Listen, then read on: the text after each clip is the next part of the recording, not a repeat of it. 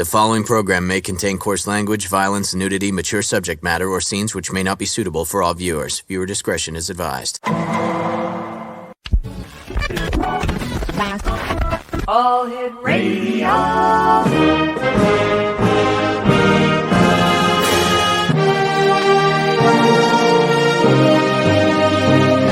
Welcome to the X Zone, a place where fact is fiction and fiction is reality. Now, here's your host, Rob McConnell. And welcome back, everyone. Here we are back in the X Zone after that news break. And it's always great having you back with us as our new affiliates are just joining us. And we're coming to you around the world tonight on the Talkstar Radio Network. Let me see here. Talkstar Mutual Broadcast Network, XZBN, and on channel 32 on Simul TV. My guest this hour, X Zone Nation, is Jason Eastwood. And Jason has toured with the Beach Boys, Journey, Boston. And he's into music. And, of course, we're going to be talking about music, how it affects one. And we're also going to be talking about healing through music, listening into the best self. It's available on Jason's website, which is guitarfulness.com. And joining me now is Jason Eastwood. Jason, welcome to the X Zone. Hey, Rob, thanks for having me. It's great to be here on the X Zone. I just want to clear something up. I didn't tour with the Beach Boys, Journey in Boston. My band played some festivals where we played on the same stages as them.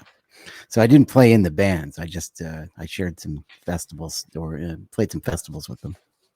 Okay, so let me see. Where did Craig? Where did you get that information? I'd like to clear it up.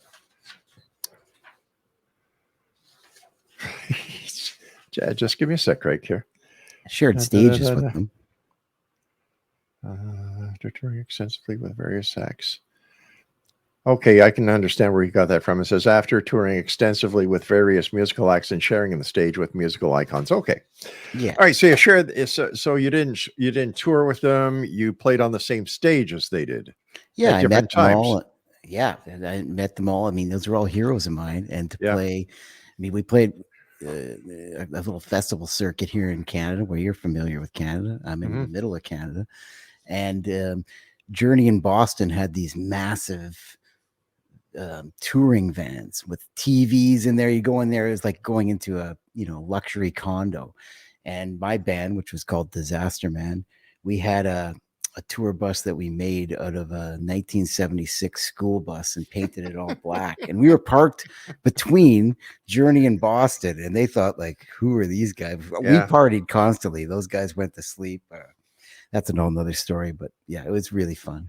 How did you get into music? Well, I started just kind of, I remember seeing my aunt play piano, and she would play songs like Blue Moon and things as a kid.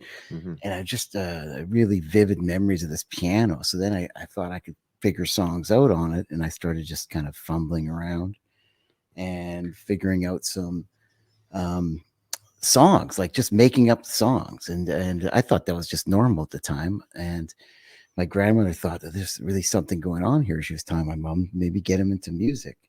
And shortly after that, actually, I was about 6, 7 then. And then when I was 8, I just turned 8. And Burton Cummings, who's from my hometown, he's a Canadian icon. Written songs like Stand Tall and Break It to Them Gently, and was the lead singer of the Guess Who, famous for American Woman, of course. He was doing a CBC special in Winnipeg. That was CBC's national network, of course, and it was called Portage in Maine, and they wanted to recreate his birthday as a kid. So my aunt worked for the CBC, and she said, my nephew, he looks just like Burton Cummings would as a kid. I don't know how she thought that or figured that out, but good marketing. Good bar. Anyway, she brought me in, and I had to learn a couple of his songs off a record to mime for this skit. And I ended up getting that gig, and it was funny because I remember him teaching me how to fake piano. He was actually in the scene. He was around for the shooting, and I did the scene with his mother, of course. And he was cueing me on how to hit the marks when lip syncing the song, and it was pretty hilarious. But I always think of that as my first music lesson because I really learned music after that by listening. I took music lessons, but really, especially on the guitar, I'd listen to a Black Sabbath song and I'd be able to figure out the cool riff to it or something. And that was because I got that early lesson where I had to learn this song and mime it exactly on when I was a kid, and just listening to something over and over, and it kind of got ingrained in me. So that's kind of how I started playing. And of course I wanted to play the drums, but my mother and father said, we don't have drums in this house. We'll get you a guitar. And it turned out to be pretty good. I understand you started playing guitar at 11 years old. Yeah. I started playing at 11, and just your typical thing, took lessons at the corner store, and I learned a C chord and a G7 chord. And I remember the guy could play, he got the whole world in his hands, and he would strum that, and I kind of got that going. And then they was teaching me like When the Saints Go Marching In to read notes. And I thought this was really boring, right? So kind of quit guitar. Then I went to see Van Halen the next summer. And that was my first concert. And I thought, okay, that's the kind of guitar I want to learn. And I just got back into it and just would sit in my room for hours. Cassettes were the thing back then. And records were just getting good. This is like the 80s. And I'd rewind the cassette over and over and wear it out, just trying to figure out the guitar parts, because there was no YouTube back then. You weren't listening. Like now you can type into YouTube, how do I play this song? And exactly. Back then it was like you learned off your neighborhood buddies or a couple lessons or just by listening. So plus back then, if you knew how to play C, F, and G, you're all set. Yeah, absolutely. Do you play guitar? Do you play any instruments, Rob? Yeah, I used to. Yeah, many years ago, my friend. Many years ago. There's a Rob McConnell that's also a big trombonist. Yeah, but unfortunately, he passed away a couple of years ago. So Boss Brass, I've seen that band. Yeah. Over the years, I've had the pleasure of producing shows for B.J. Thomas, Peter Noon, Brighton Rock. Wow. Oh God, and the list goes on. Leonard Cohen. Oh man, one of my faves. Yeah. And I also had the opportunity of meeting Gordon Lightfoot a few times when he came down to Toronto and when he was in Montreal. Yeah, so great times.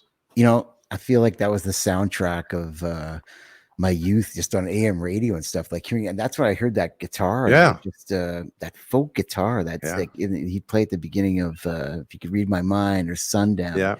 And just, I never got to see Gordon Lightfoot live, and I just watched that documentary. Fantastic show, yeah. It's and man, about his life, and what an incredible songwriter, one of the best.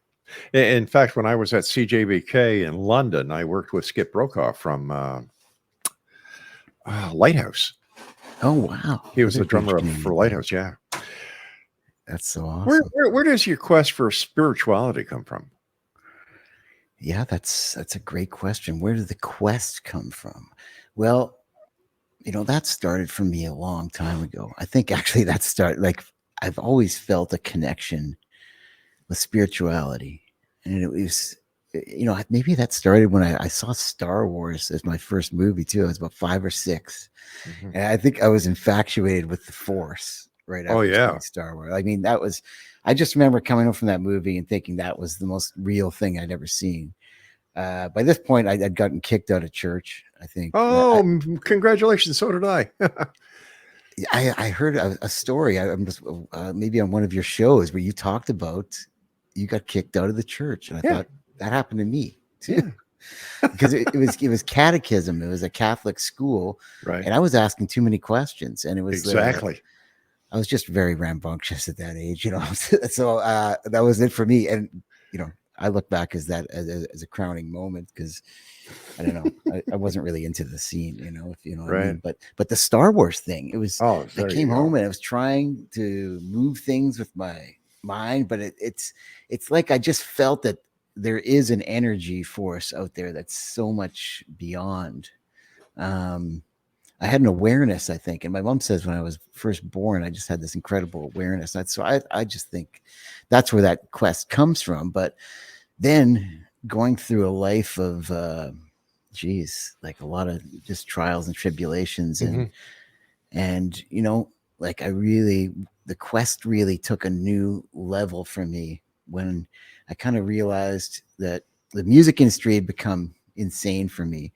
And, I was actually teaching at a major university in Halifax, and I had a great gig playing guitar in town at this restaurant 3 nights a week. In the summer, I'd tour with my band, Right. but I was, I'd been used to this music industry of playing festivals, concerts, and then playing bars and theaters and pubs. And when you get in that lifestyle, it's surrounded by liquor and drugs and everything else, as you probably, everybody knows. The music industry is about a crazy place.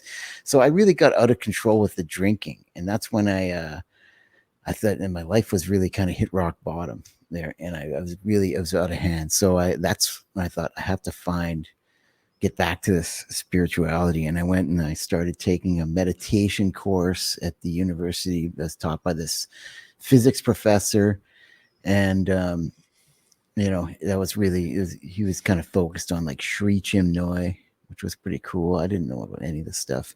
And then shortly after that, a friend suggested I go try out yoga, and I got into yoga. And then I started playing guitar for yoga classes.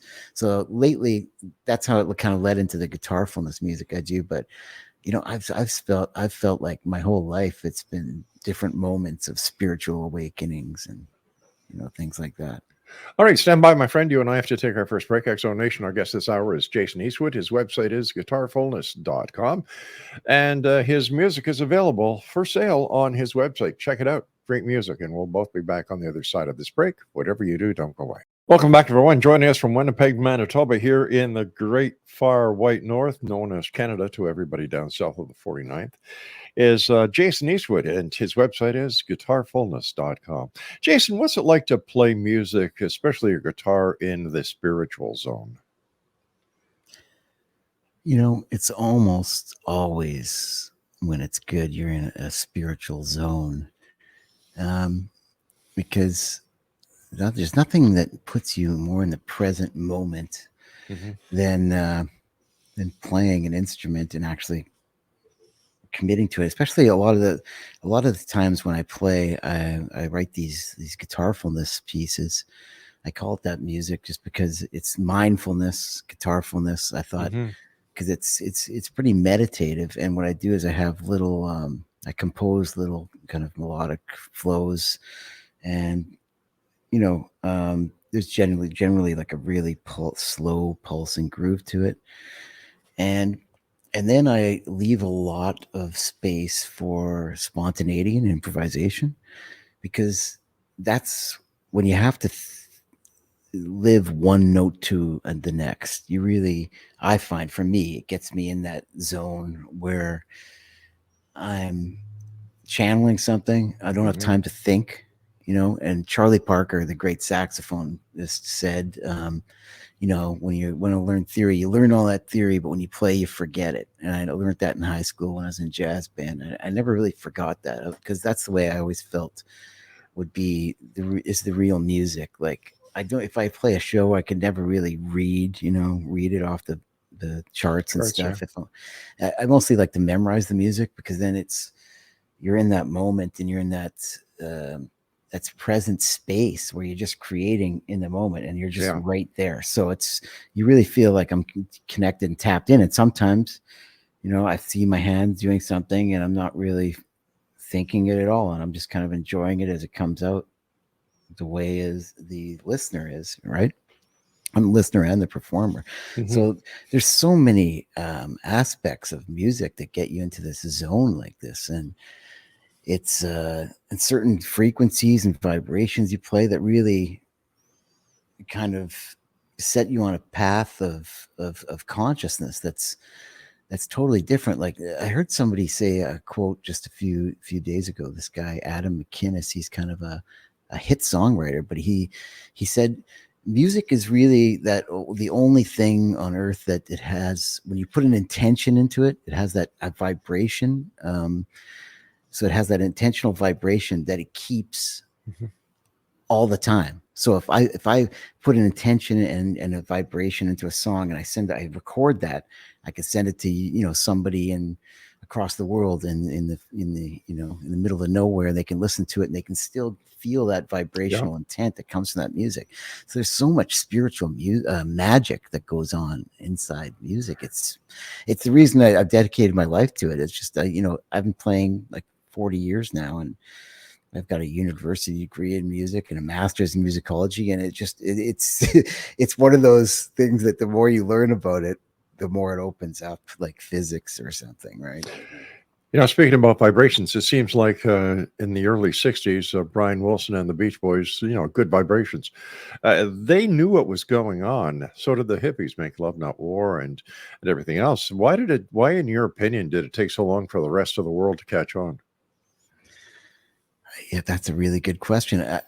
I would say a lot of that is because there's no, and this might be a little bit controversial, but there's no money in peace and love.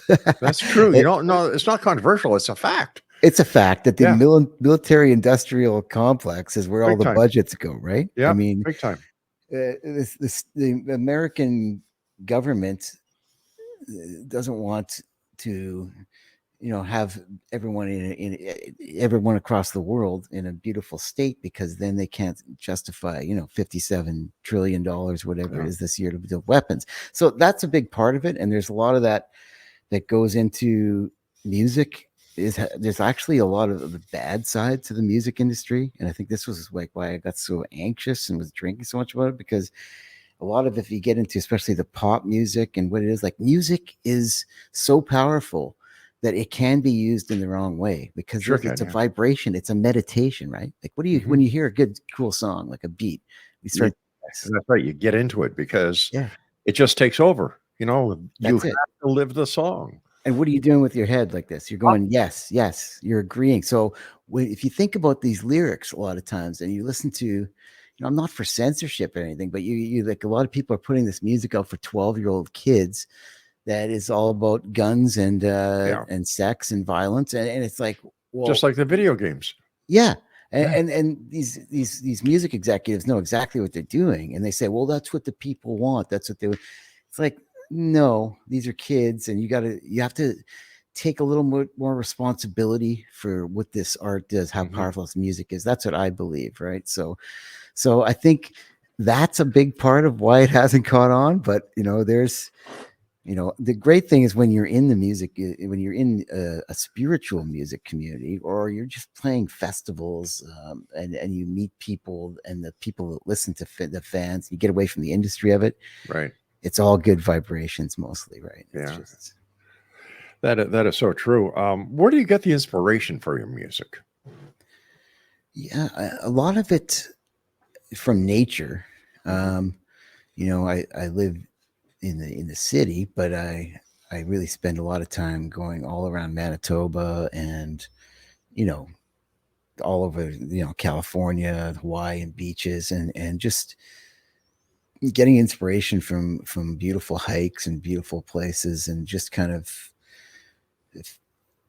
I try to put that into the Guitarfulness music, right? But so as far as like an external thing, I think that's like the inspiration. But I mean, a lot of it is just inspiration to express. It's just like when I empty myself, I feel like I'm channeling stuff through the guitar that I could never say or articulate. Really, it's just a matter of, I've been playing the guitar for so long that I can sit down and create an emotion with it. Yeah, and that's it's inspiration enough just to play.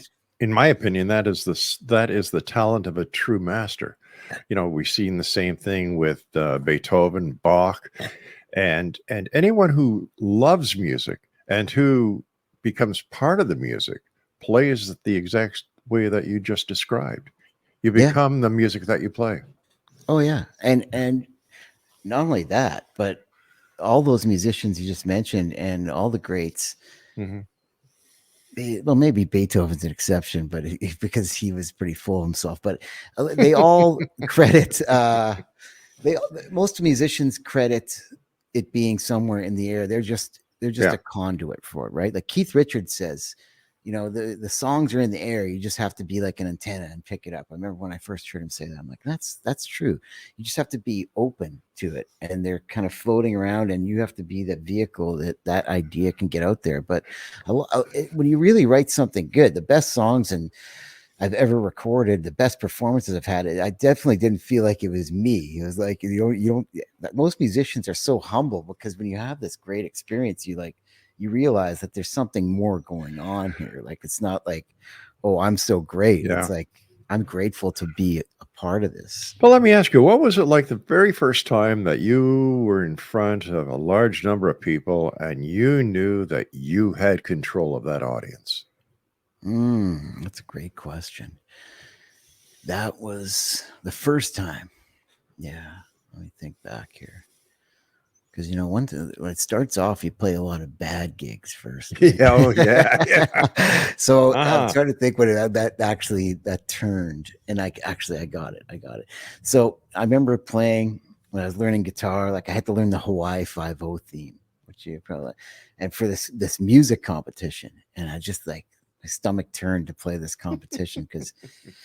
So I bombed that, and that was I was like, oh, I don't like playing in front of people, right? But then, because I was taking guitar very seriously at the time, but the first time that happened, I remember it was the one that pops in my head. Have you ever heard of a guy named Big Dave McLean? He's a Canadian blues legend. No, He's from Winnipeg. He's actually. He's maybe not that much. He's not that known outside of Winnipeg, but he played with Muddy Waters. He wrote a song for Muddy Waters. A legend, yeah. Muddy Waters recorded his song. So around Winnipeg, he is the blues guy.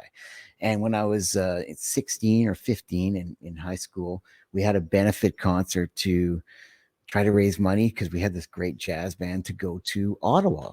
Right. And Big Dave came out, and we were going to be his blues band for the day. I was on guitar, and then we had a bass player and another kid on drums. And he came in and he taught us everything we were going to do to be his band. And I was really into blues at the time. I was listening to nothing but Stevie Ray Vaughan and B.B. King and all this great guitar stuff.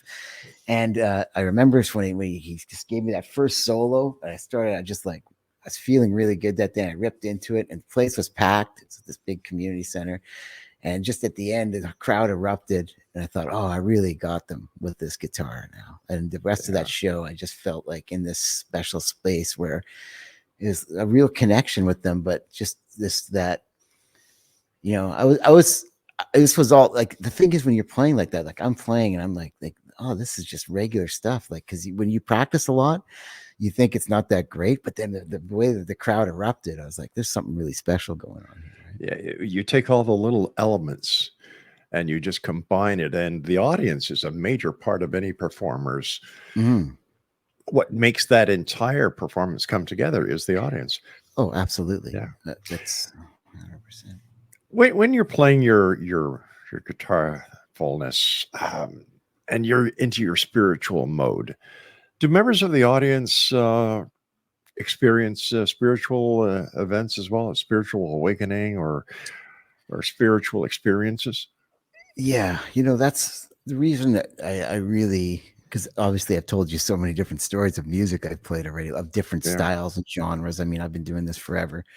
But the reason I really went forward with the guitarfulness stuff is because, like I said, I got into yoga because I needed to find a spiritual outlet to really center myself and get off the liquor.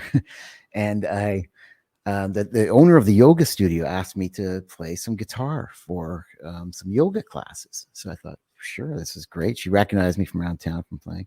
So I brought my classical guitar in, and beautiful handmade guitar from Japan, made in 1978, but it's made out of Brazilian rosewood from the Amazon forest. So luckily it was hot yoga, and this guitar, maybe because it's from the Amazon forest, really liked the room. It sounded great in there, which I was surprised. I thought it would blow up in the heat, but anyway, I started playing, and it was one of those things where I had some ideas of kind of what I'd play for. I've never played for a yoga class before, so I thought I'd been to a few, so I understood the meditative flow of it. And I started playing in that groove, and I just let kind of things come out, and I was kind of composing it on the spot. And at the end of the class, like a lot of people came up to me and they had the shining eyes and just said that, I'm so relaxed. I don't know. That was the most beautiful, beautiful music. What was that? And I said, well, I don't know. I just kind of came up with it. And this happened over and over. I started playing there every week, and people wanted some recordings of it and stuff. So, and I recorded one big 20-minute piece. I kind of had it as a meditation just to give out. And I was getting these responses like that people I'd give the recordings to would say, I listened to this in the morning, in the night, and all the time. And my pets love it. My kids calm down. I just put it on the background, and there's something about it. And I thought, well, I did play when I recorded it. I played it with this incredible intention. Like I put mantras all over the studio that said, I don't know if you ever heard of the Hawaiian healing art. It's called Ho'oponopono. No, I haven't. Okay, it's pretty cool. It's all about these mantras of love and forgiveness and gratefulness. And my mother is into Hawaiian stuff a lot, so I really got into that for a bit. Yeah. And it's about zeroing yourself, which means letting rid of all your baggage, etc. But I put that intention into the music. And I was surprised because this started coming back to me. And then I recorded my first album, and I did that same thing. And I put out the album, and I had one lady purchased it. I remember right at the beginning, her name was Pam. And a few days later, I was just sitting, checking my email. And I got this message from her that said, she was in this really down part in her life. Her parents' health was failing, and there was one of them has Alzheimer's, and one of them was really, it was a really heartbreaking story. And she was going on this email, but her music, it started with, "Oh my God, Jason, I would be lost without your music," was her that start the email. And then she talked about how she was at her wit's end, and just sitting around, and she didn't know what to do with herself, and it was a horrible night, and everything was going wrong, and she didn't know. She was overwhelmed, and her phone lit up, and she said this album that I just bought off her just started playing automatically, and she started listening to it. And she hadn't really listened to it much yet, and the more she listened to it, she started having these tears coming down her face. And she had this whole story about this. And this is a week after I started the Guitarfulness site. I just started a Facebook site and started selling this meditation through that. And I thought, what an amazing sign that I'm on the right path here with this music. So I really dedicated myself to it from 2018 when this happened on. And that's why I've got 33 albums out there now. But holy cow, 33. Yeah. My Lord, man. It's all just instrumental guitar music, right? So I can actually produce it pretty quick. I've been trying to do an album a month for a while. That's still a lot. You're right. I'm pretty prolific because I love doing it. But I've received so many amazing letters from people with stories. I don't know if good things happen to good people, Jason. It sounds like you're touching a lot of hearts, my friend. Oh, thank you. That's why I keep doing it. All right, we've got to take a break, Jason. Please stand by. Next donation, if you'd like to get a copy of any of the 30 albums that our friend over here, Jason Eastman, has produced, visit his website, guitarfulness.com. This is the Excel. I'm Rob McConnell. Jason and I return after this short break. And we're back. Jason Eastwood is my guest, www.guitarfulness.com. Jason, have you yourself had any paranormal experiences? Oh, yeah. I don't know if you can see where I am right now, but it actually is not that great of a background. But I'm actually at a museum. This is a museum that I kind of use the top floor of to make a lot of noise because I live in a condominium. So I use it as kind of a recording studio. And this was a building built in 1911. Wow. And right behind me here, actually, I had a group set up, a band practice once, and this was there's more history to this building because it was the municipal hall for the area of St. James, where I am in the middle of in the west end of Winnipeg. Sorry. Mm-hmm. So there's a jail in the basement. There's a big safe. I mean, this was the city hall in 1911. The hub. And, yeah, and some things must have gone down here because the staff always talks about ghosts and things walking around. But anyway, this one night, so we had our rehearsal. We were recording some music, and we finished up, and we were just discussing what had just happened, what we just played that night in the middle of the room, standing there, and I was directly looking at these chairs, and one of them just flipped over. It was just standing. There was a chair, it was right up to it, and it just flipped over. And I thought, okay, did I just see that? Like, luckily, my drummer, my buddy Collins, also saw it, and he looked at me, and we said, okay, let's get out of here. Like, there's something going on. So that's funny because this place right here was now I feel like there's energies in here too, but I feel like they're all working with me. So I get some great recordings in here. It's got a really good vibe, actually. I did a whole guitar album called History. I'm chilling through history with the guitar. And I did songs from the last 400 years on classical guitar, some of the biggest hits. And I actually set up mics all over the museum and got a really cool sound. But besides that, I've got a really incredible, it's almost paranormal experience on the way on the night that I actually quit drinking. I don't know if you want to. Oh yeah, sure. Let's hear it. I can tell you, this is more of a personal thing, but I was, like I said, I would have been at my wit's end with the drinking, and I decided this was it. I'm having my final drink, and I was gonna videotape it to myself, and videotape, not record on my phone. That's how old am I? Or videotape. Yeah, I got out the old RCA VCR. Yeah, 3/4 inch or 1/2 inch or beta. Yeah, exactly. But so I decided this was it. So I had this last toast to myself, and that was it. That was over. That was March 14th on 2016. So that was that. Good for you. Congratulations. Oh, thanks so much. Yeah. I mean, I feel so great. I'd never go back, but not that I judge anybody else does. It just didn't work for me. Yeah. But I have a friend, a great friend that was really struggling with alcohol too. And he lived in a town in BC I used to live in, and secluded town. And he'd been to rehab, and man, I saw what he was going through. He came to visit a little bit a while before that, and he went back to Golden, and I heard from other friends that he was really struggling with it. He said he wasn't drinking, but we all knew he was faking it, right? And anyway, so because he was drinking behind everyone's back, and it was a bad scene. So anyway, I had this last drink to myself and then I thought, this is it. I'm making this final decision. This is it. So I went to work the next day and the next morning, and I got to work. I'm a new sober self. And about an hour after I was there, I was working at a music store. I got a call from my friend that said my friend had died. He had passed away. He had killed himself that night before. Oh no. Yeah. And I thought, what are and it turns out, like, now, because I went to after the fact, I found out everything happened. It was almost as that exact time that I was taking that last drink that he had enough of not being able to get off the ball. I think there's other extremists, obviously more circumstances, but sure. It was just, we shared that struggle. So to find out, like, it just gives me chills to this day, even because, I mean, there it is.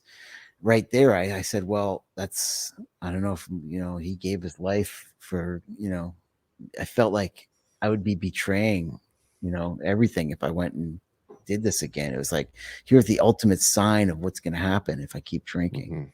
I lost a friend that way. And that was just the timing of that. Wow. Was just unbelievable. It was, but it happened. So. Are there any studies, or is there any research that's been done to show what benefits of spiritual music there is with people? Oh, absolutely. There's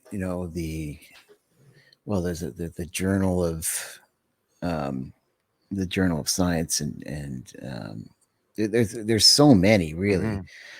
I'll just tell you some of the Sure, please. main notes. I mean, there's